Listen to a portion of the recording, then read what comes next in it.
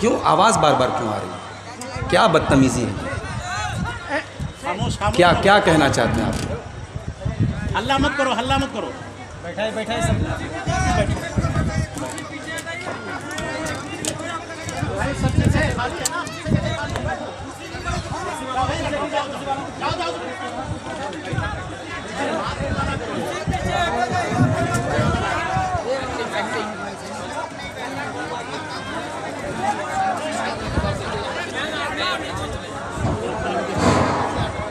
Stage کے بائیں side میں جتنے حضرات کھڑے ہیں وہ پیچھے چلے جائیں. دوسری بات کہ جو اللہ نے فرمایا علم انحکم عن تلکم الشجرہ، اے آدم اے حوا، کیا میں نے تم کو منع نہیں کیا تھا کہ اس پیڑ کے قریب نہ جانا، ورنہ تم شیطان کے ساتھی بن جاؤ گے، شیطان کے دوست بن جاؤ گے. دونوں کو اپنی غلطی کا احساس ہوا، دونوں نے اللہ سے دعا کی، ربنا ظلمنا انفسنا وان لم تغفر لنا وترحمنا لنکونن من الخاسرین. پروردگار ہم سے غلطی ہو گئی، ہم نے اپنی جان پہ ظلم کر دیا. کیا دعا ہے، کیا ارے یہ نبیوں کی دعائیں جو قرآن میں آئی ہیں، کبھی موقع ملے تو ان دعاؤں پر غور کرو کہ نبیوں نے کتنے پیارے انداز میں دعا مانگی. ہم اور آپ توبہ کرتے ہیں، کیا کہتے ہیں؟ اللہ غلطی ہو گئی معاف کر دے. آدم نے کیسے توبہ مانگی، توبہ کی؟ ربنا ظلمنا انفسنا، اے اللہ ہم دونوں نے یہ غلطی کر کے کسی اور کا نقصان نہیں کیا، ہم نے اپنا نقصان کیا ہے. ربنا ظلمنا انفسنا وان لم تغفر لنا وترحمنا لنکونن من الخاسرین. اے اللہ اگر تو نے نہیں بخشا اور تو نے رحم نہ کیا تو ہم سے زیادہ خسارہ اٹھانے والا کوئی نہ ہوگا. یہ طریقہ آدم کا تھا، توبہ کرنا، اللہ سے معافی مانگنا، اپنے گناہ پر شرمندہ ہونا. اللہ نے آدم کی توبہ قبول کی. الحمدللہ نحمده ونستعینه ونستغفره ونعوذ باللہ من شرور انفسنا ومن سیئات اعمالنا. من يهده الله فلا مضل له ومن يضلل فلا هادي له واشهد ان لا اله الا الله وحده لا شريك له واشهد ان محمدا عبده ورسوله. يا أيها الذين آمنوا اتقوا الله حق تقاته ولا تموتن إلا وأنتم مسلمون.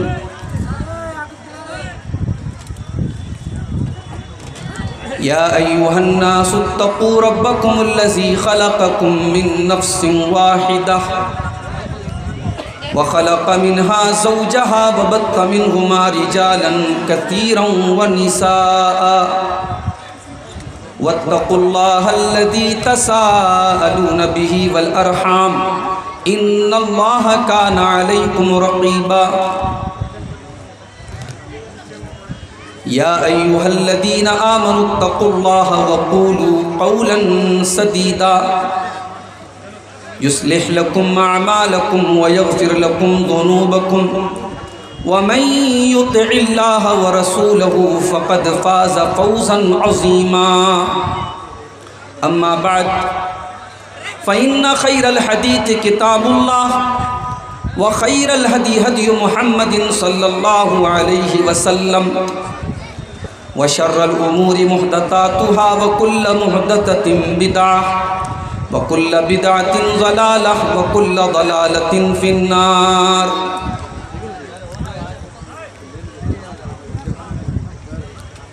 أعوذ بالله من الشيطان الرجيم. بسم الله الرحمن الرحيم. وما أصابكم من مصيبة فبما كسبت أيديكم ويعفو عن كثير.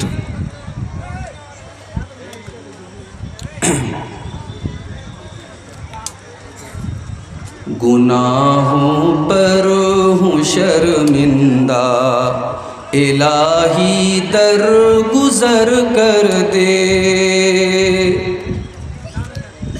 گناہوں پر ہوں شرمندہ، الہی در گزر کر دے، بڑا مجرم ہوں میں تیرا، الہی در گزر کر دے۔ خطا کوئی نہیں چھوڑی، کوئی عصیان نہیں چھوڑا، خطا کوئی نہیں چھوڑی، کوئی عصیان نہیں چھوڑا، بس اب کرتا ہوں میں توبہ، الہی در گزر کر دے۔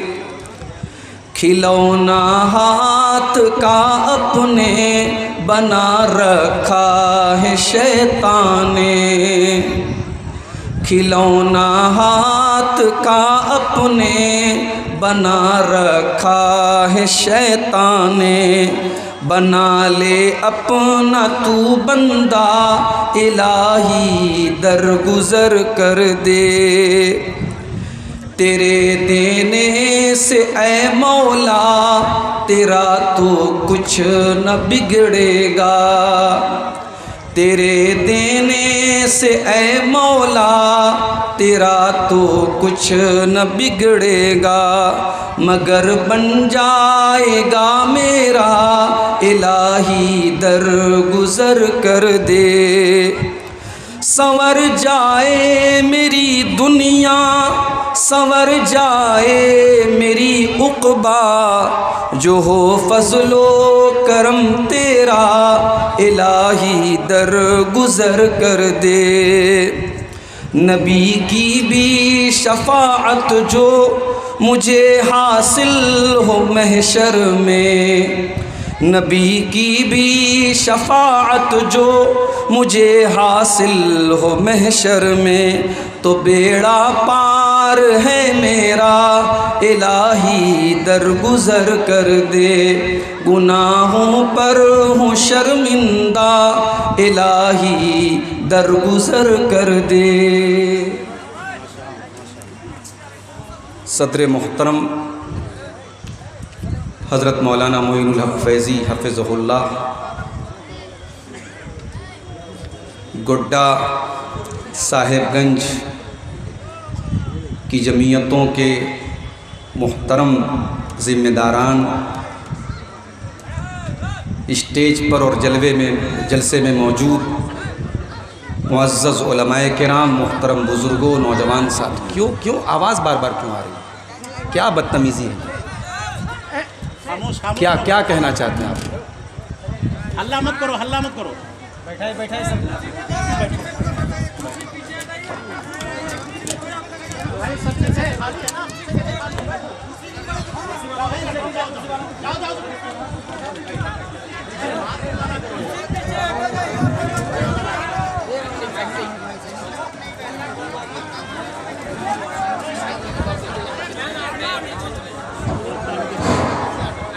اسٹیج کے بائیں سائڈ میں جتنے حضرات کھڑے ہیں وہ پیچھے چلے جائیں۔ دوسری بات کہ جو ہستیوں پر بیٹھے ہوئے ہیں وہ اپنی کرسیوں کو پیچھے کر لیں تاکہ ہمارا پروگرام بہترین طریقے سے، منظم طریقے سے آگے بڑھ سکے۔ محترم حضرات، ایک لمبی فہرست موجود ہے، فجر تک یہ پروگرام چلے گا، آپ سکون سے بیٹھے رہیں۔ میں اپنی مجبوریوں کی وجہ سے، چونکہ مجھے جلدی نکلنا ہے آج، اس لیے عام طور سے اس وقت آپ کے سامنے تقریر کے لیے حاضر نہیں ہوتا ہوں، مگر حاضر ہوا ہوں۔ اور گھڑی کی چلتی ہوئی سوئی کا ایک ایک سیکنڈ بہت قیمتی ہے۔ مجھے بہت لمبا سفر یہاں سے ابھی کر کے نکلنا ہے بائی روڈ، اس لیے بڑے ادب سے آپ سے گزارش ہے، جلسے کا جو وقار ہے اس کو برقرار رکھیے، سکون سے بیٹھیے۔ جلسے میں آپ آئے ہیں، اس کو گھومنے پھرنے کا، مارکیٹ میں بیٹھ کر کے، کھڑے ہو کر کے کھانے پینے کا، نظر بازی کا اڈا مت بنائیے۔ یہ پنڈال بنا ہے آپ کے لیے، علماء آئے ہیں آپ کے لیے، آپ کو سنانے کے لیے۔ آپ آئیے، دین کی باتوں کو سنیے اور پھر ان پر عمل کرنے کی کوشش کیجیے۔ اللہ تعالی ہم سب کو اس کی توفیق عطا فرمائے، آمین۔ ہاں،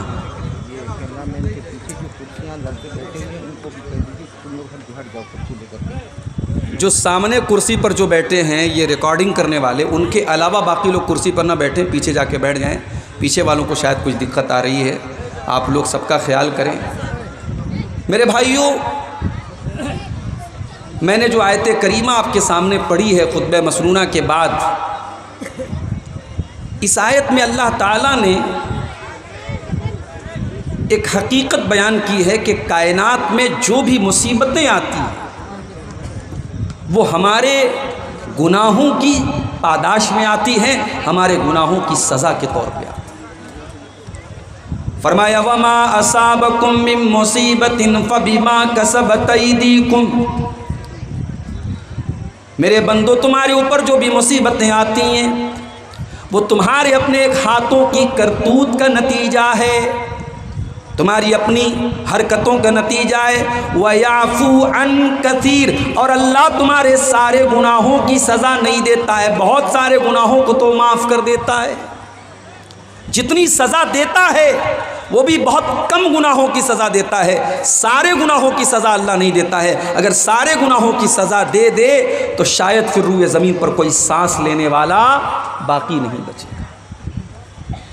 میرے بھائیوں، گناہ، معصیت، نافرمانی، فسق و فجور جس کو شریعت نے کہا ہے، یہ بڑی ہی نقصان دہ اور بڑی ہی خطرناک چیز ہے۔ اسی لیے گناہوں کو کبھی ہلکے میں نہیں لینا چاہیے۔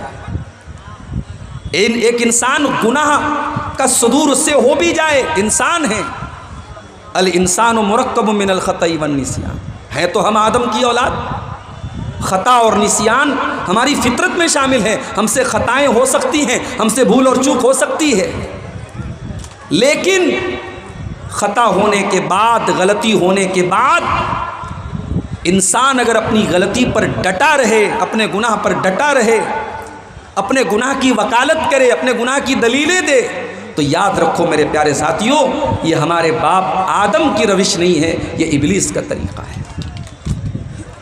حضرت آدم علیہ السلام سے بھی خطا ہوئی، جس جنت کے درخت کے قریب جانے سے اللہ نے منع کیا تھا، اور ایسا بھی نہیں کہ اس درخت کو کھانے کے بغیر آدم علیہ السلام کا کوئی نقصان تھا، آرام سے جنت میں رہ رہے تھے، اللہ نے جنت میں ہر قسم کی نعمتیں ان کو دے رکھی تھی، اور یہ بھی فرمایا تھا کہ اے آدم، جنت میں تمہیں اللہ تعالیٰ ایسی نعمتیں دے گا، لا تجوع فیہا ولا تعرا، نہ تو جنت میں تمہیں بھوک کا احساس ہوگا، نہ کبھی تمہارے بدن سے کپڑے اتریں گے، نہ تمہیں کبھی بھوک کا احساس ہوگا، نہ کبھی تمہارے بدن سے کپڑے اتریں گے، اور نہ تمہیں کبھی پیاس لگے گی، نہ کبھی گرمی لگے گی۔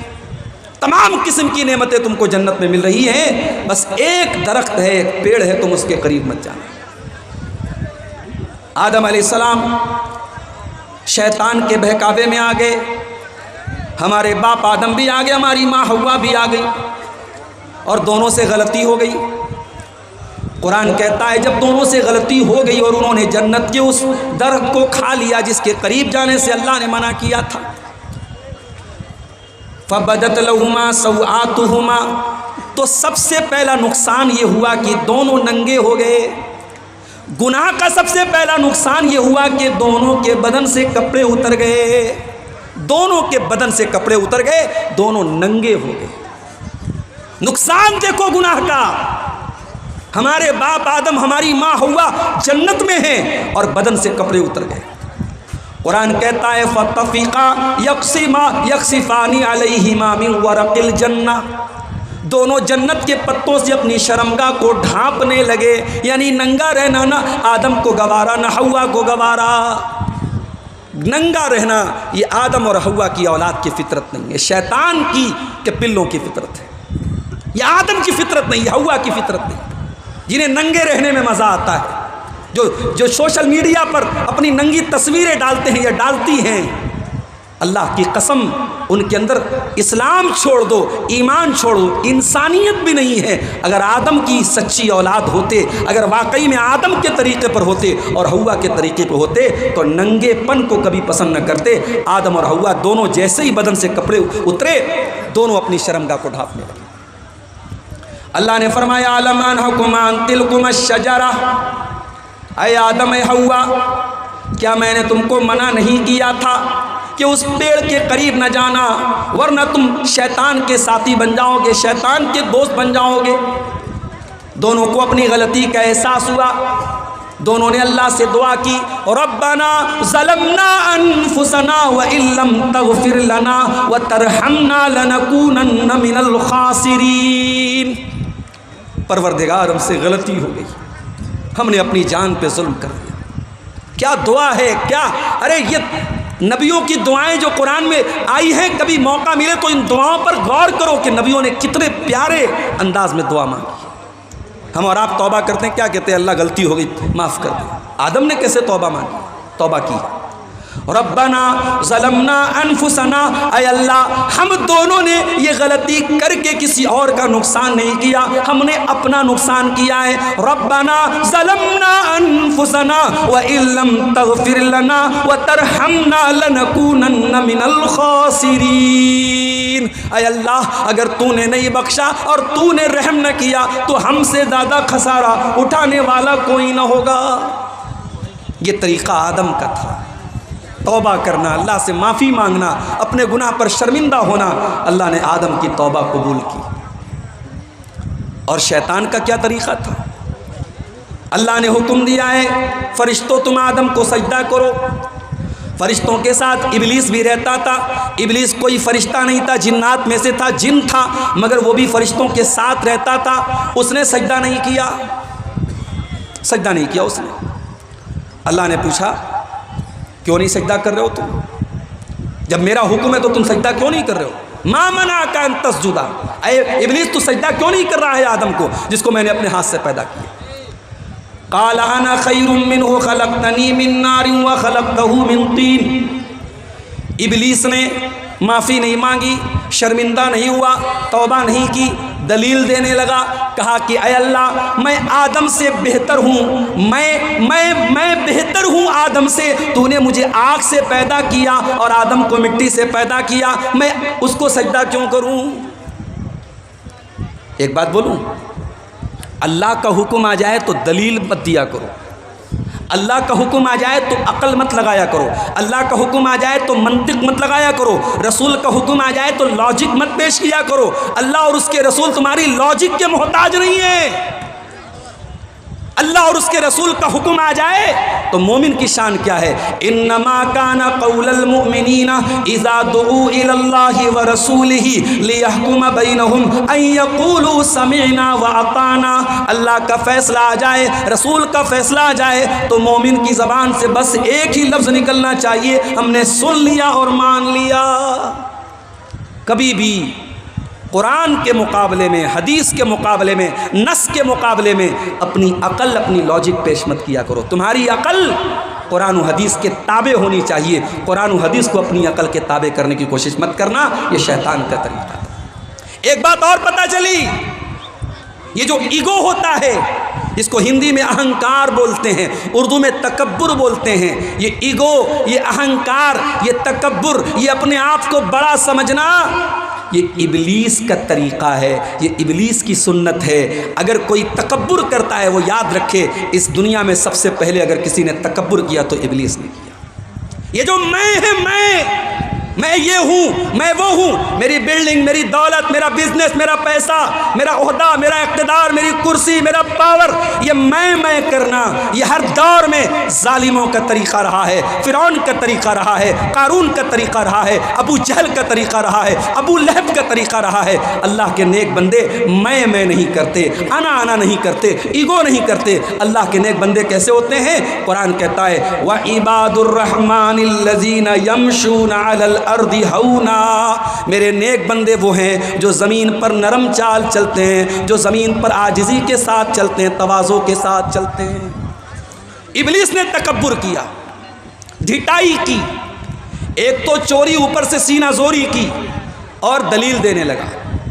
اللہ نے کہا فخرج منہا فإنک رجیم، نکل جا، آج سے تو ہماری رحمت سے، ہماری جنت سے تو نکل جا، اب تو قیامت تک رجیم رہے گا، مردود رہے گا، تیرے اوپر لعنت برستی رہے گی، پھٹکار برستی رہے گی۔ تو گناہ کا ہو جانا یہ بہت بڑی بات نہیں ہے میرے ساتھ، ہم انسان ہیں، گناہ کا ہو جانا یہ اتنی خطرناک بات نہیں ہے۔ گناہ کے بعد انسان کے دل میں توبہ کا خیال نہ آئے، انسان شرمندہ نہ ہو، یہ خطرناک بات ہے۔ اسی لیے قرآن ہمیں بار بار گناہوں کے سائیڈ ایفیکٹ بتاتا ہے، گناہوں کا نقصان بتاتا ہے۔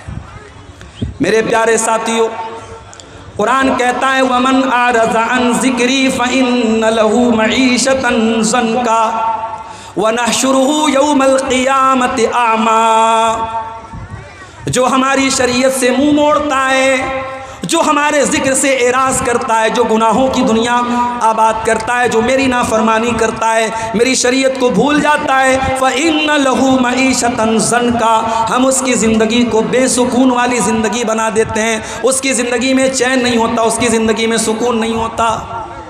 وَنَحْشُرُهُ يَوْمَ الْقِيَامَةِ، لیکن قیامت کی دن ہم اسے اندھا بنا کر کے اٹھائیں گے۔ قَالَ رَبِّ لِمَ حَشَرْتَنِي أَعْمَىٰ وَقَدْ كُنْتُ بَصِيرًا، وہ بندہ کہے گا اے اللہ میں تو اچھا بھلا دنیا میں دیکھا کرتا تھا، اے اللہ آج کے دن میں اندھا کیسے بن گیا، میری آنکھیں کہاں چلی گئی، میری بصارت کہاں چلی گئی۔ اللہ فرمائے گا قَالَ كَذَٰلِكَ أَتَتْكَ آيَاتُنَا فَنَسِيتَهَا وَكَذَٰلِكَ الْيَوْمَ تُنسَىٰ، میرے بندے میری آیتیں تیرے سامنے پڑھی جاتی تھی، میرا قرآن تیرے سامنے پڑھا جاتا تھا، تو ان کو دیکھتا بھی نہیں تھا، تو بھلا دیتا تھا، تو نے ہماری آیتوں کو بھلا دیا، ہم نے تجھ کو بھلا دیا۔ گناہ کا نقصان دیکھو میرے ساتھی، گناہ کرنے والا قیامت کے دن بھی ذلیل ہوگا اور دنیا میں بھی ذلیل ہوگا، کیونکہ عزت کا مالک کون ہے؟ اللہ ہے۔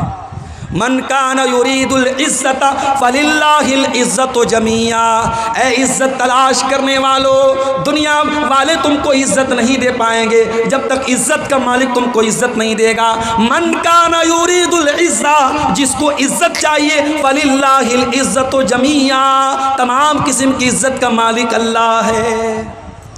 اللہ نے اپنے نبی کو دعا سکھائی قرآن میں، قُلِ اللَّهُمَّ مَالِكَ الْمُلْكِ تُؤْتِي الْمُلْكَ مَن تَشَاءُ وَتَنزِعُ الْمُلْكَ مِمَّن تَشَاءُ وَتُعِزُّ مَن تَشَاءُ وَتُذِلُّ مَن تَشَاءُ۔ اے نبی آپ یہ دعا پڑھا کیجئے، اے بادشاہت کے مالک، اے بادشاہت کے مالک، اے ساری کائنات کے شہنشاہ، تو جس کو چاہتا ہے بادشاہت دیتا ہے، جس سے چاہتا ہے بادشاہت چھین لیتا ہے۔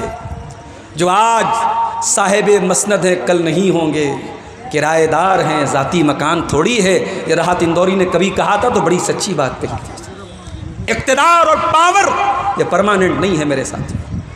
فرعون سے بڑا کون بادشاہ تھا؟ فرعون سے زیادہ پاور کس کے پاس تھا؟ فرعون تو وہ بادشاہ تھا جو بڑے ناز سے کہتا تھا ارے میں مصر کا بادشاہ، ھذہ الانہار تجری من تحتی، یہ دریائے نیل میری حکومت میں بہتا ہے، یہ دریائے قلزم میری حکومت میں بہتا ہے، یہ بڑی بڑی ندیاں میری سلطنت میں، میرے پاور میں، میری بادشاہت میں چلتی ہیں۔ فرعون وہ تھا، موسیٰ سے کہا وما رب العالمین، اے موسیٰ کون ہے تیرا رب؟ موسیٰ نے کہا اللہ، میرا اللہ عرش پر ہے، ساتوں آسمان کے اوپر ہے۔ فرعون نے کہا یا حامان، اے حامان لاؤ ذرا سیڑھی لگا کر کے ایک محل بناتے ہیں، سیڑھی لگا کر کے ذرا دیکھتے ہیں موسیٰ کا رب دکھتا کیسا ہے۔ اللہ کا مذاق اڑایا تھا فرعون نے، اللہ کا مذاق اڑایا، نبی کا مذاق اڑایا، چھوٹے چھوٹے بچوں کو مروا دیا، بنی اسرائیل کو ذلیل کیا، لیکن جب اللہ کا عذاب آیا تو وہی فرعون ندی میں ڈوب کر کے مر گیا، دریا میں ڈوب کر کے مر گیا۔ اور جب مرا قرآن کہتا ہے کم ترکو من جنات وعیون وزروع ومقام کریم ونعمت کانوا فیہا فاکہین۔ او لوگو ذرا فرعون کا انجام تو دیکھو، بڑے بڑے محل تھے فرعون کے، آج سب کو چھوڑ کے چلا گیا، بڑے بڑے باغات تھے فرعون کے، سب چھوڑ کے چلا گیا، بڑی نعمتیں اس کے پاس تھی، سب چھوڑ کے جانا پڑا۔ فما کذالک واورثناھا قوما آخرین، کل سال تک فرعون رہتا تھا، آج ہم نے دوسروں کو اس کا وارث بنا دیا، اس کے محلوں میں کوئی اور رہنے لگا۔ فما بقت علیہم السماء والارض وما كانوا منظرین۔ نہ تو فرعون کے اوپر کوئی رونے والا تھا، نہ زمین روئی، نہ آسمان رویا، اور نہ فرعون کو کوئی مہلت ملی۔ اللہ کی پکڑ جب آتی ہے بڑی سخت ہوتی ہے میرے بھائیو، اللہ کی پکڑ۔ بچوں کو مارنے والا اسرائیل، عورتوں کو مارنے والا اسرائیل، پورے شہر غزہ کو برباد کرنے والا اسرائیل، دنیا میں کون تھا جو اس سے پنگا لیتا؟ دنیا میں کون تھا جو اسرائیل سے لوہا لیتا؟ مگر کہتے ہیں کہ اللہ کی لاٹھی میں آواز نہیں ہوتی ہے۔ آج تصویریں آ رہی ہیں اسرائیل کی، اسرائیل جل رہا ہے، آگ کہاں سے آئی کوئی نہیں جانتا، درخت جل رہے ہیں، زمین جل رہی ہے، اور بلڈنگیں جل رہی ہیں، کروڑوں کی پراپرٹی جل کے راکھ ہو چکی ہے، کتنے لوگ مرے ہیں ابھی نہیں معلوم، یہ آگ کہاں سے آئی نہیں معلوم۔ ہم تو یہی کہیں گے، اے اللہ ان ظالموں کو تو دنیا میں بھی ان کے حشر تک پہنچا اور آخرت میں بھی ان کے انجام تک پہنچا۔ میرے ساتھیوں، گناہوں سے بچو، اللہ کی نافرمانی سے بچو۔ یہ گناہ ہمیں دنیا میں بھی ذلیل کرتے ہیں، ہمیں ہمارے اوپر اللہ کی لعنت برستی ہے گناہوں کی وجہ سے۔ حضرت علی کہتے ہیں، اللہ کے نبی نے فرمایا، صحیح مسلم کی روایت ہے، لعن اللہ من ذبح لغیر اللہ، اللہ کی لعنت برستی ہے اس انسان کے اوپر جو غیر اللہ کے نام پر جانور ذبح کرتا ہے۔ اللہ کے سوا کسی اور کے نام سے، کسی پیر کے نام سے، کسی بابا کے نام سے، کسی بزرگ کے نام سے، کسی کے بھی نام سے اگر جانور ذبح کرتا ہے تو یہ شرک ہے، اور اس کے کرنے والے پر اللہ کی لعنت۔ لعن اللہ من آوى محدثا، اور اللہ کی لعنت تو اس انسان کے اوپر جو کسی بدعتی کو اپنے گھر میں پناہ دیتا ہے۔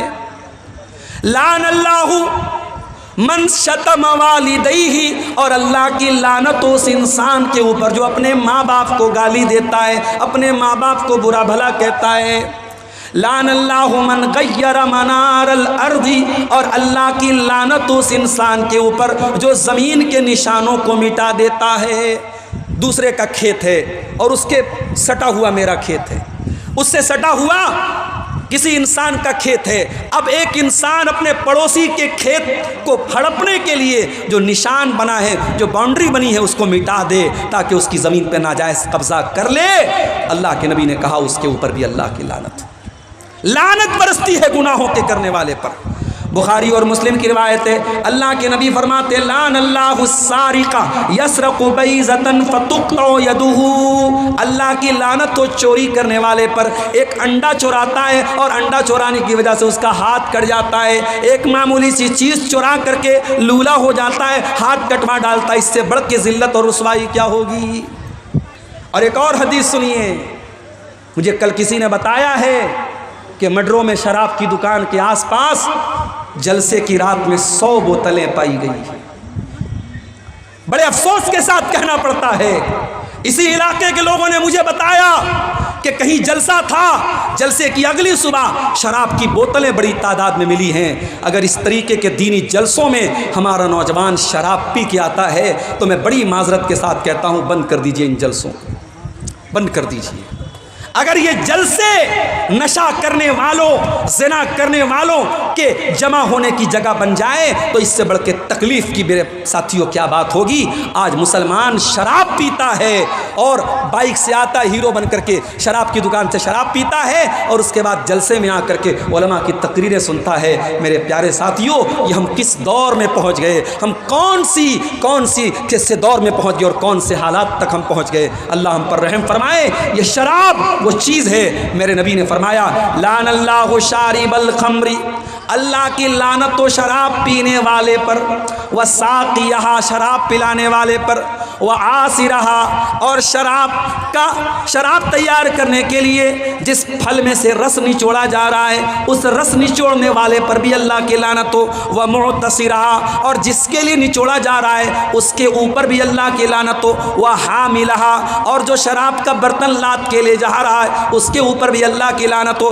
والمحمولۃ الیہ، اور جس کے पास शराब को लेके जाया जा रहा है, उसके ऊपर भी अल्लाह की लानत हो। व बाइहा, और शराब बेचने वाले पर भी अल्लाह की लानत हो। व मुश्तरिया, और शराब खरीदने वाले के ऊपर भी अल्लाह की लानत हो। अल्लाह के नबी ने शराब से रिलेशन रखने वाली हर चीज़ पर लानत की है और लानत भेजी है। मेरे प्यारे साथियों, मलऊन है वो इंसान जो शराब पीता है। आज इस दौर में हम तकरीरें सुने रात रात भर, और हमारे समाज में अगर शराबियों की तादाद में बढ़ोतरी हो रही है तो मेरे प्यारे साथियों, हमें गौर करने की ज़रूरत है। पानी कहाँ मर रहा है, कमी कहाँ हो रही है, कोताही कहाँ हो रही है, ये क्यों गुनाहों का बाजार दिन ब दिन बढ़ रहा है, ये गुनाह क्यों नहीं कम हो रहे हैं। मेरे प्यारे साथियों, गुनाहों से लानत बरसती है अल्लाह ताला।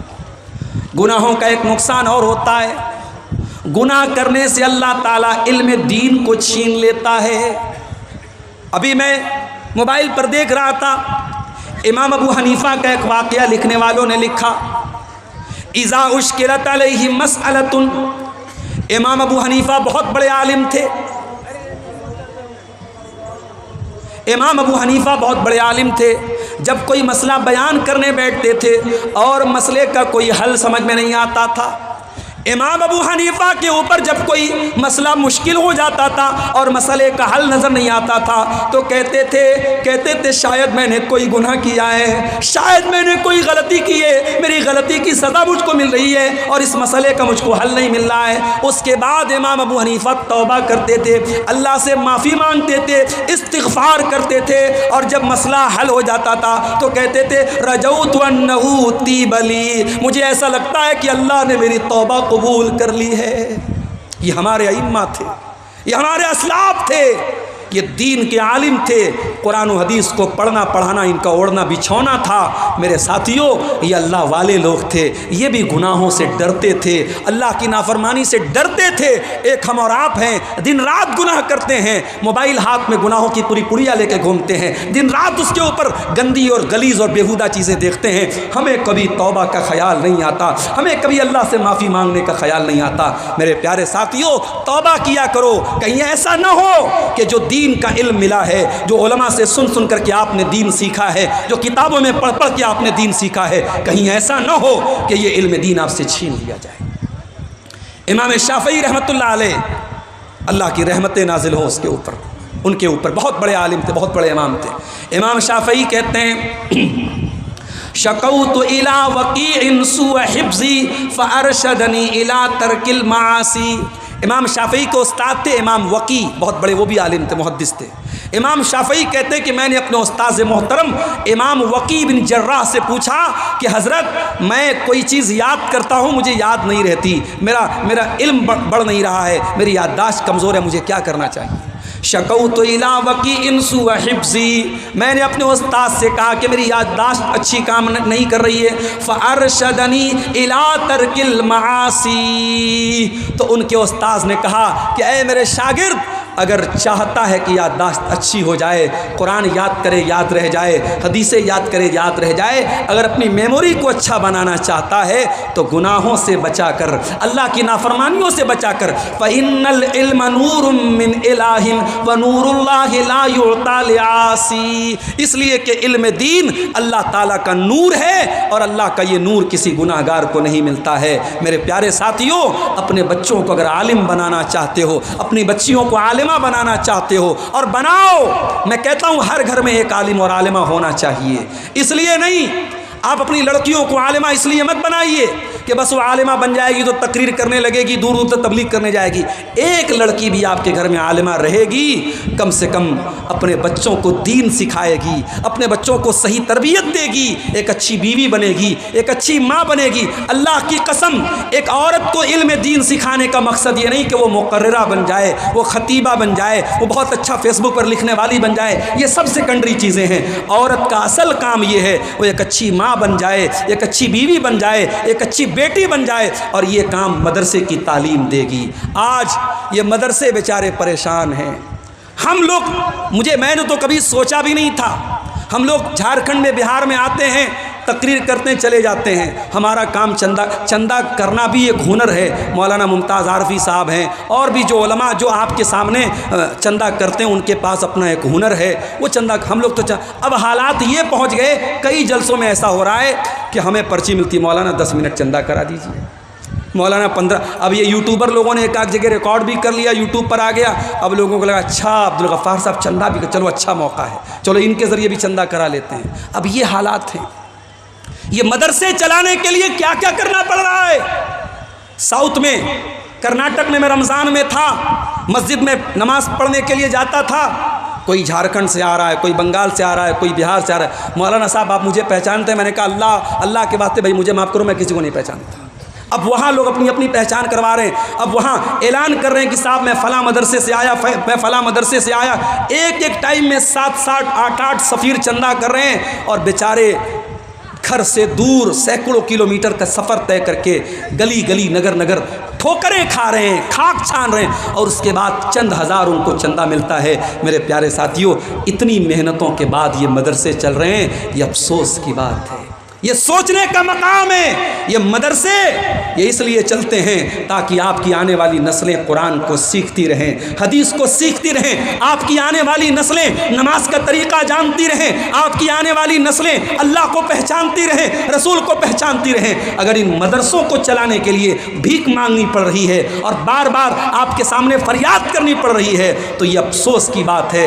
ہماری تاریخ تو ایسی رہی ہے. نبی نے چندے کا اعلان کیا, نبی نے مسجد کا اعلان کیا, نبی نے اللہ کی راہ میں دینے کا اعلان کیا. عورتوں نے اپنے کانوں کی بالیاں لا کے دے دی, عورتوں نے اپنے ہاتھوں کے کنگن اتار کے دے دیے کہ آج اللہ کے دین کو ہماری ضرورت ہے, یہ لے لیجئے. میرے عزیزوں, علم دین کیوں کمزور پڑ رہا ہے, یہ مدرسے کیوں کمزور پڑ رہے ہیں؟ یہ بھی ہمارے گناہوں کی ایک سزا ہے میرے پیارے ساتھیوں. اور نبی نے فرمایا تھا قیامت کے پہلے وہ دور بھی آئے گا جب دنیا سے علماء دھیرے دھیرے رخصت ہو جائیں گے, اور وہ دور ہم دیکھ رہے ہیں. آپ کے جھارکھنڈ کے بڑے بڑے جید اور بزرگ علماء دھیرے دھیرے جا رہے ہیں. اب ملائی چلی گئی, کریم چلی گئی, اب چھاچ بچا ہے میرے پیارے ساتھیوں. اب اصلی چیز چلی گئی. اب علم کے نام پر بڑے بڑے دعوے ہیں, بڑی بڑی باتیں ہیں. اب دھیرے دھیرے وہ دور بھی آئے گا جب یہ رہا سہا علم بھی چلا جائے گا. تب آپ کے اسٹیج پر کون آئے گا؟ جاہل لوگ آئیں گے. قرآن کی آیتیں پڑھنا نہیں آتا, نبی کی حدیثیں نہیں آتی, وہ لیلا مجنوں کی کہانیاں سنائیں گے اور آپ واہ واہ واہ واہ کریں گے اور آپ ان کی باتوں کو سنیں گے. وہ دور آ رہا ہے, بلکہ وہ دور آ چکا ہے. اس لیے میرے ساتھیوں, علم کی قدر کرو, قرآن سیکھو. ہر گھر میں کم سے کم ایک عالم ایک عالمہ ہو. میں نہیں کہتا اپنے بچوں کو ڈاکٹر بھی بناؤ, میں اس کے لیے بھی آپ کو ابھارتا ہوں. ہماری قوم کو اچھے ڈاکٹروں کی ضرورت ہے, ہمارے قوم کو اچھے انجینئروں کی ضرورت ہے. ابھی میں جن کے گھر میں ٹھہرا ہوا تھا, ابھی ان کے سسر سے میری ملاقات ہوئی. انہوں نے بتایا سارے داماد ماشاءاللہ, کوئی ٹیچر ہے, کوئی ECL میں جاب کر رہا ہے, سرکاری جاب میں ہے. بہت اچھی بات ہے. ہماری قوم کے لوگ گورنمنٹ جاب میں آئے, بہت اچھی بات ہے. میں اس کے خلاف نہیں ہوں, اس کے فیور میں ہوں. مگر ہاں, کسی ایک بیٹے اور بیٹی کو عالم ضرور بنانا میرے ساتھیوں. آپ کی انجینئرنگ, آپ کی میڈیکل سائنس کی تعلیم, آپ کی میتھ, آپ کی سائنس, آپ کی دنیا کا علم دنیا میں آپ کے کام آئے گا. مگر مرنے کے بعد جب قبر میں جاؤ گے, منکر نکیر آئیں گے تو یہ نہیں پوچھیں گے تو نے میٹرک پاس کیا کہ نہیں, تو نے انٹر پاس کیا کہ نہیں, تو نے گریجویشن کیا کہ نہیں. فرشتے پوچھیں گے من ربو کا, تیرا رب کون ہے؟ من نبیوں کا, تیرے نبی کون ہے؟ ماں دینوں کا, تیرا دین کیا ہے؟ اللہ کے نبی فرماتے مومن جواب بالکل صحیح دے دے گا, میرا رب اللہ ہے, میرے نبی محمد صلی اللہ علیہ وسلم ہے, میرا دین اسلام ہے. فرشتہ پوچھے گا وما یدریکا, اے مومن, اے انسان, تجھے ان تینوں سوالوں کا جواب صحیح کیسے پتا چلا؟ وہ انسان کہے گا قرأت کتاب اللہ فآمنت بہ وصدقت بہ. ان تینوں سوالوں کا صحیح جواب مجھے اس لیے پتا چل گیا, میں نے قرآن پڑھا تھا, میں قرآن کا عالم تھا, میں قرآن کا حافظ تھا, میں نے پڑھا تھا, قرآن کو سمجھا تھا. میرے ساتھیوں, قبر کے اندر جہاں کوئی کسی کے کام نہیں آئے گا, یہ علم دین آپ کے کام آئے گا. اس علم دین کو اگر بچانا ہے میرے ساتھیوں, گناہوں سے اپنے دامن کو بچاؤ اور آگے بڑھیے. یہ گناہوں کی ایک اور سزا ہے. گناہوں کی ایک بہت بڑی سزا یہ ہے کہ یہ ہمارے دل کو کٹھور بنا رہی ہیں, دل کو سخت بنا رہے ہیں یہ گناہ. ایک زمانہ تھا جب اتنے جلسے نہیں ہوتے تھے. میں 2009 سے آپ کے علاقے میں آ رہا ہوں. जलसे होते थे मगर इतने नहीं होते थे। आज आपके इलाके में बहुत सारे जलसे, हर गांव में अब लोग जलसा करा रहे हैं।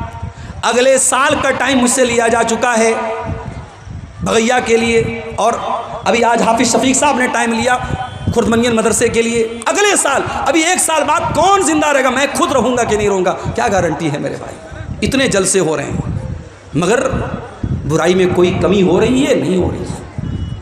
क्या नमाजियों की तादाद में कोई इजाफा हो रहा है? नहीं हो रहा है।